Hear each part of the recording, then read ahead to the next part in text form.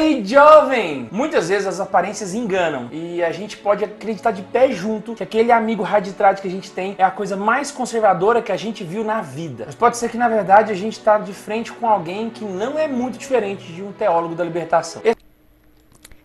Neste vídeo, o rapaz faz uma comparação tosca entre a teologia da libertação e os tradicionais. Será demonstrado no decorrer deste longo e cansativo vídeo que há sim uma grande ruptura entre o magistério antes e depois do Concílio Vaticano II. A Igreja, após o Concílio Vaticano II, adota um posicionamento que vai na contramão a tudo aquilo que ela foi e que ela já foi, verdadeira e impositiva. Hoje o que vemos é um ensinamento de inverdades, quando muito meia-verdades. Podemos ver que o rapaz deste vídeo nem sabe usar o termo heresia, visto que heresia é pronunciada a partir da negação de um dogma e diante do grau de assentimento devido ao magistério pastoral do Concílio Vaticano II. Recusar o concílio não configura heresia, pois se trata de um ensinamento humano e falível. Triste é que, assim como aquele rapaz, aqui nos comentários dos nossos vídeos, toda vez aparece uma porrada de gente que pensa exatamente igual aquele rapaz pensava. E a impressão que dá é que isso está ficando cada vez mais forte, parece que esse pessoal está crescendo com o tempo. E é por isso que eu estou fazendo... A explicação para o crescimento de católicos é muito simples.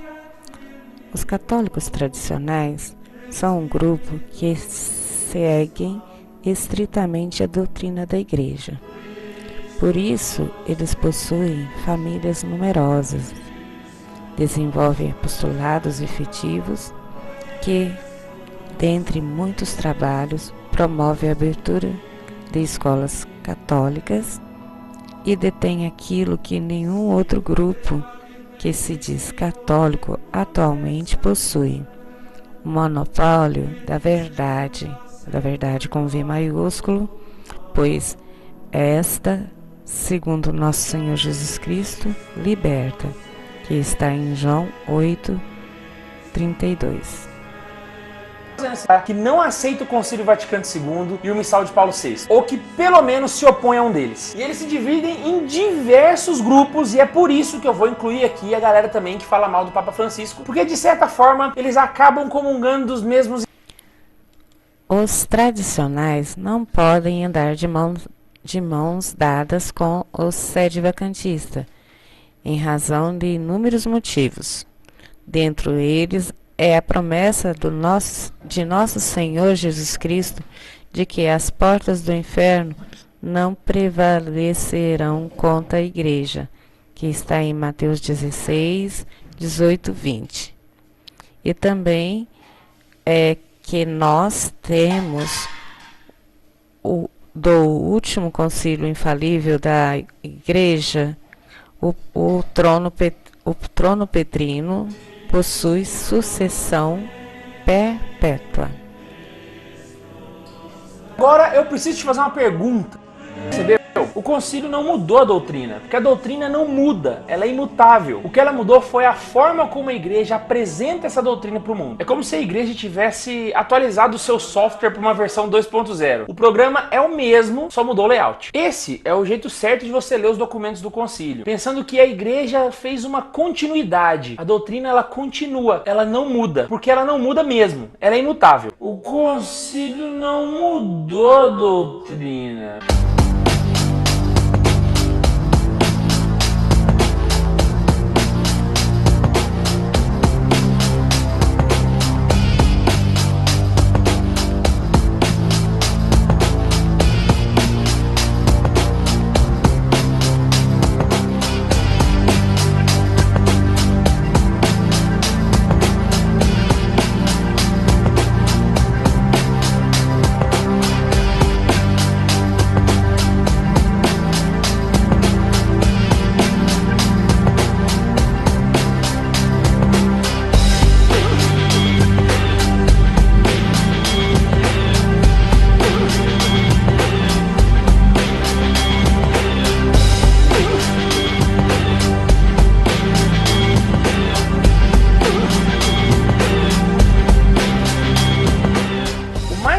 triste é que esses grupos raditrade, para disseminar toda essa desgraça, eles se valem dos recursos mais terríveis que você pode imaginar. É fake news do Papa Francisco, dizendo que ele disse que judeu não precisa ser convertido. Fake news. Non è lecito convincerli della tua fede. Il proselitismo è il veleno più forte contro il cammino ecumenico. C'è un grosso peccato contro l'ecumenismo. და არის ძალიან დიდი ცოდვა ეკუმენიზმის წინააღმდეგ. Il proselitismo. ამას ქვია პროზელიტიზმი.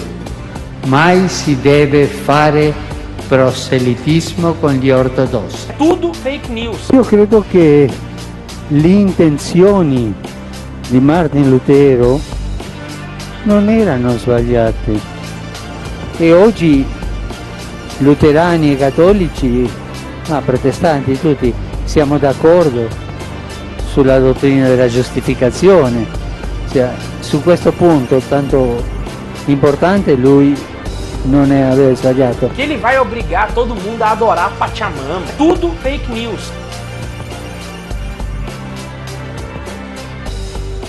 O termo raditrade deriva de radical tradicional. E uma coisa que você tem que ter em mente é que ele não é um católico tradicional. E hoje nós vamos falar sobre 5 vezes em que São João Paulo II foi mito. São João Paulo II, São João Paulo II.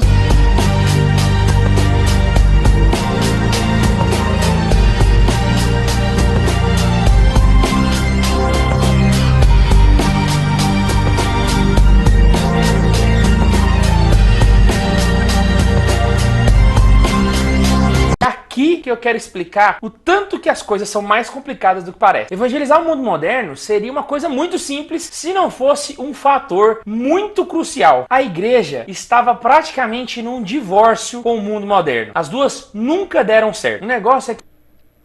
Aqui o jovem diz: a igreja e o mundo moderno estavam praticamente em um divórcio e as duas nunca deram certo. Mas é exatamente essa a forma que deve ser, jovem. A igreja e o mundo não podem construir um diálogo a não ser que seja pela conversão daqueles que estão no mundo para a igreja. Por isso, nosso Senhor Jesus Cristo disse: eu rogo por eles e não rogo pelo mundo, mas por aqueles que me deste, porque são teus, e todas as minhas coisas são tuas, e as tuas coisas são minhas, e neles sou glorificado. E eu já não estou mais no mundo, mas eles estão neste mundo, e eu vou para ti, Pai Santo. Guarda em teu nome aqueles que me deste, para que seja um, assim como nós. Por isso, isso está em João 17, 9, 11. Por isso é que a missa deve se dizer que o sangue foi derramado por nós e por muitos, e não por todos. Por isso que a igreja não deve dialogar, mas sim julgar o mundo e condenar os seus erros, pois o mundo vive pela carne e não segundo o Espírito.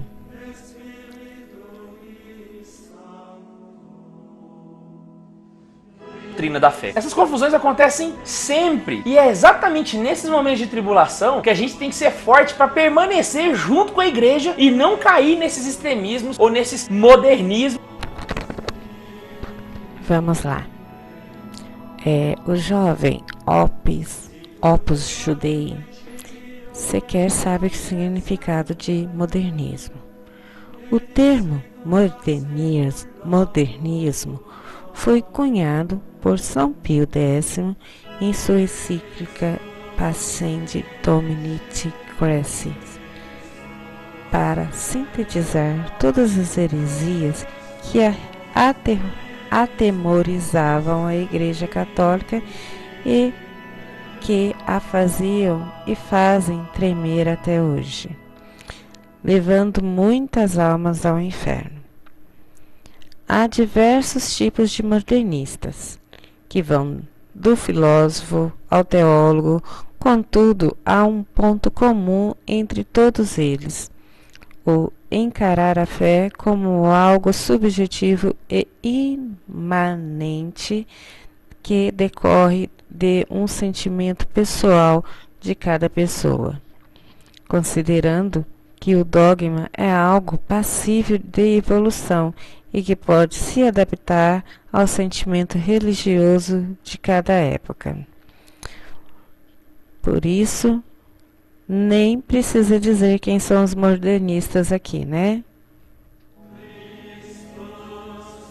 São jovens até piedosos que acabaram ficando chateados com abusos litúrgicos e presepadas que acabam vendo por aí nas paróquias do Brasil. Esses abusos litúrgicos, eles de fato acontecem. E esse desgosto que esses jovens têm por esses abusos, eles são um terreno fértil pro Haditrad ir lá e plantar a sementinha dele. Porque a primeira coisa que eles vão culpar desses abusos litúrgicos é o Concílio Vaticano II. Mesmo que essa ideia de que abusos litúrgicos surgiram com o Vaticano II já seja mais do que batido, porque a gente ouve falar de abusos litúrgicos desde antes de Santo Tomás de Aquino. Não é agora que surgiu e não foi essa missa de Paulo VI que estimulou esse tipo de coisa. O abuso litúrgico ele existe por uma falta de piedade do sacerdote e não por causa do rito. O rito pode ser qualquer um. Se o padre não tiver piedade, ele vai cometer esses abusos e ele vai fazer uma missa mal celebrada. Mas isso fica para outro vídeo. Eu tô preparando. E tchau. Aqui estão as fotos dos tais abusos litúrgicos de antigamente. É uma casula com caveira no dia dos finados. E antes do Concílio de Trento, não existia missal consolidado. Foi só com São Pio V que estipulou a norma geral, né? Então, assim, é muita desonestidade comparar o abuso litúrgico Novo Ordos com essas roupas com caveiras. E além do mais, o problema da missa nova não são os abusos litúrgicos, e sim a nova teologia da missa nova. E disso o rapaz não fala. E depois ele vem dizer que o abuso litúrgico existe por causa da falta de piedade do padre.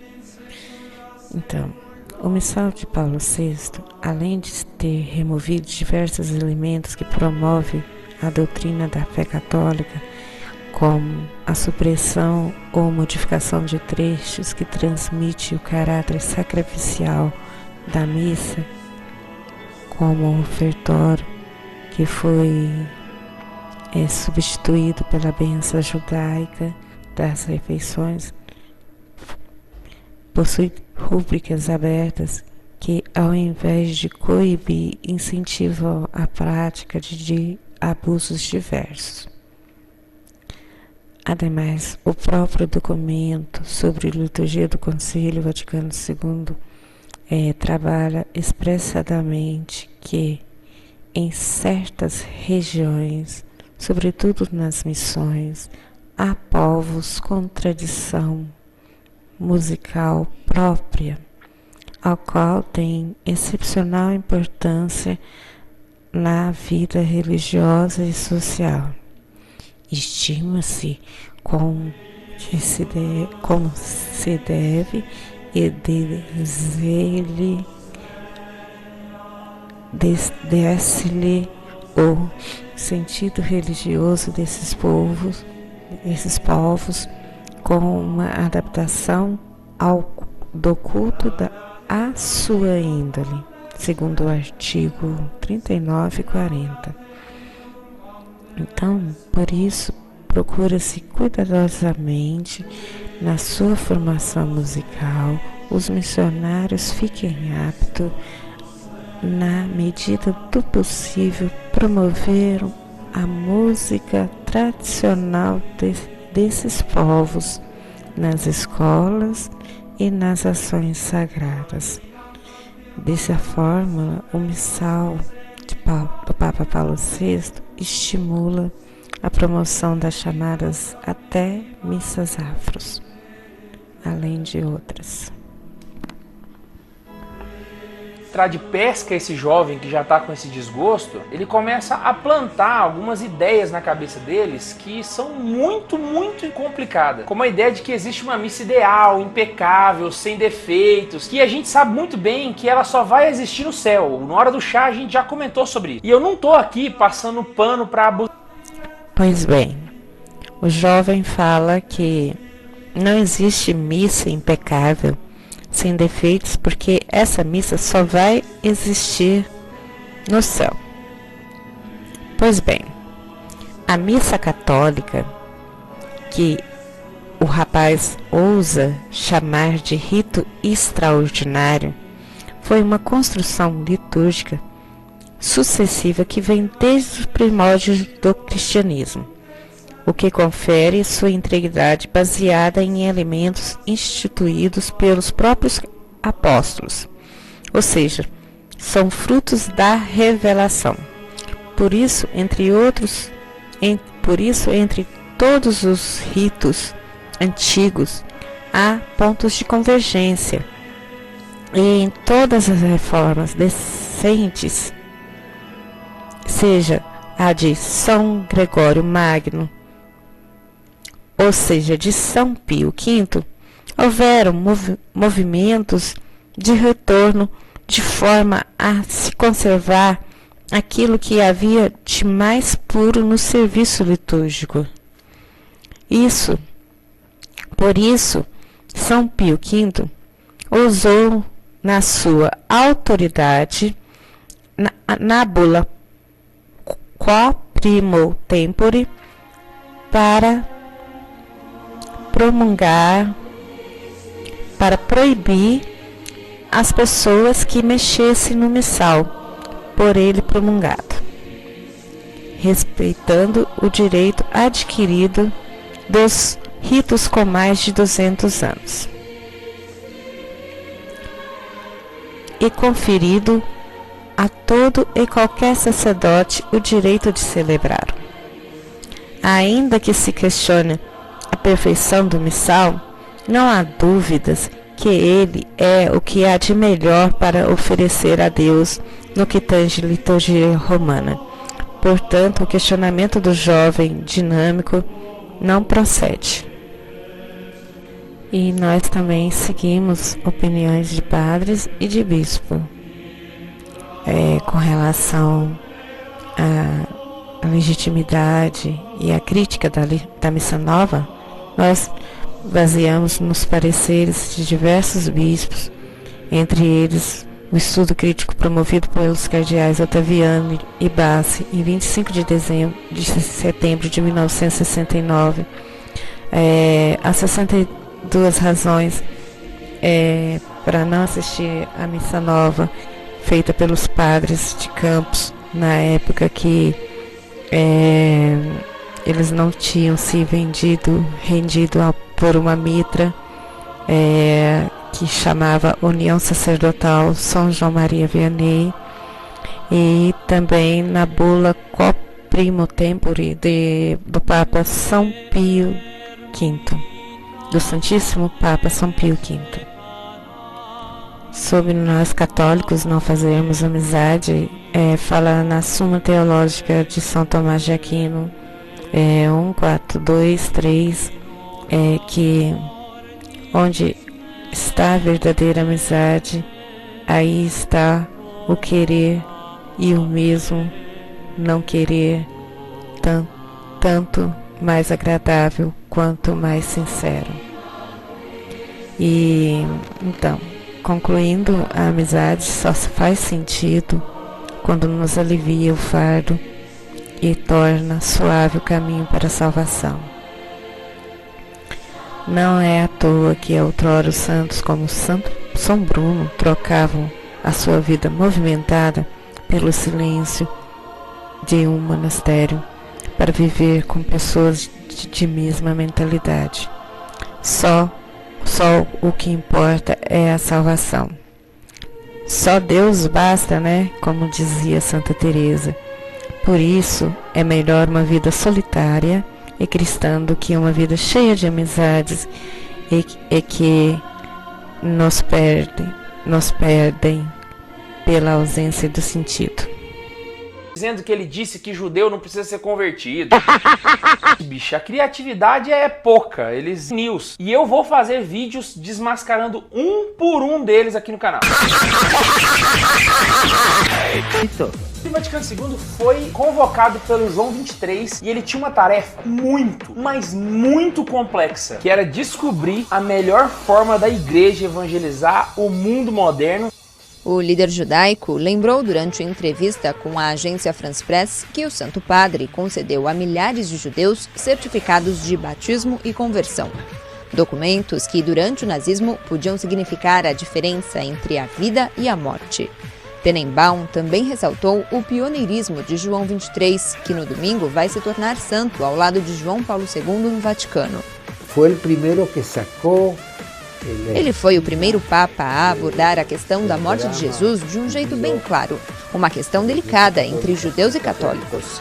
E com a morte de Jesus. É evidente, hoje em dia eu lhe posso dizer com absoluta segurança. Em minha opinião, com absoluta certeza, nunca houve um Papa melhor para os judeus em toda a história do que João 23. Isso está muito claro. Papa para o povo judeu em toda a história.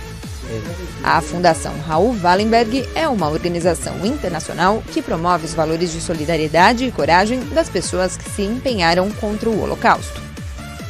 Já o Papa Paulo VI, no final do concílio, no discurso derradeiro para acabar, ele confirma a mesma coisa. Olha só o que ele vai falar. O concílio, porém, não deixa apenas à posteridade a imagem da igreja, mas também o patrimônio de sua doutrina e dos seus mandamentos. Isto é, o depósito que Cristo lhe confiou. Depósito que no decurso dos tempos os homens sempre meditaram, transformaram, por assim dizer, no próprio sangue e exprimiram de algum modo no seu viver. Percebeu? O concílio não mudou a doutrina.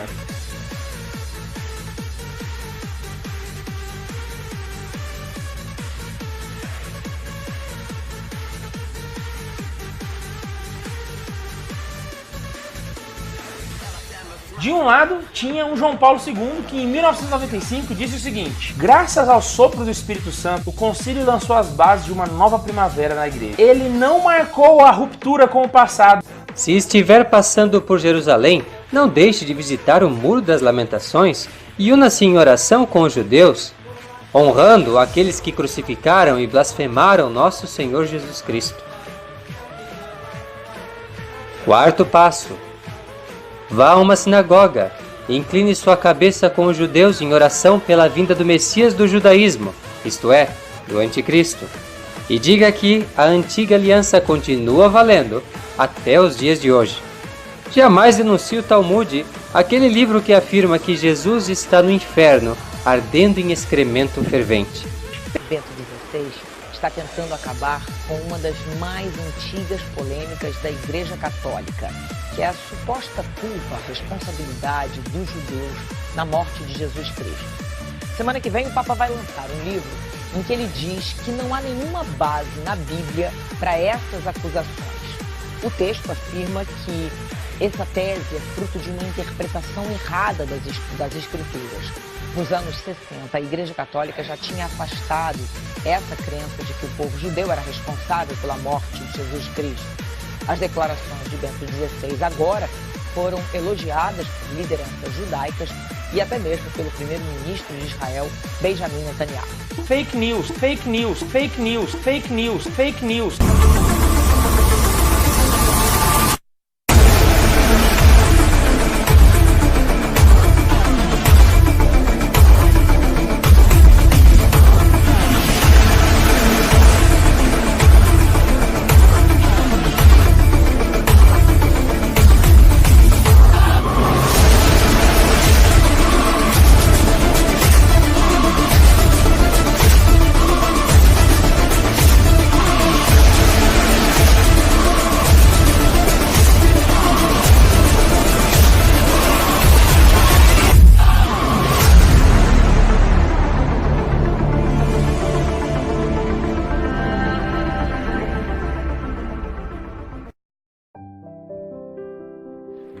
padre. Yo soy judía, pero creo en la religión católica y yo quisiera, mi más ferviente deseo es convertirme al catolicismo, pero soy menor de edad y mis padres no me lo permiten. Mira, va bien así, y después te digo que seas muy buena con tus papás, que tengas paciencia, que reces, no muestres ningún gesto de insurrección. ¿Está claro? Sí, padre. Sí, quiere mucho esto y reza, hija mía. Tu bautismo de deseo ya lo tienes, reza. Y jamás una palabra de crítica de tus papás, porque eso está muy claro. Has de amarlos con toda el alma y mostrarlo con los hechos, ¿de acuerdo? Sí, padre. Buena hija serás de Cristo si eres buena hija de tus papás. Gracias.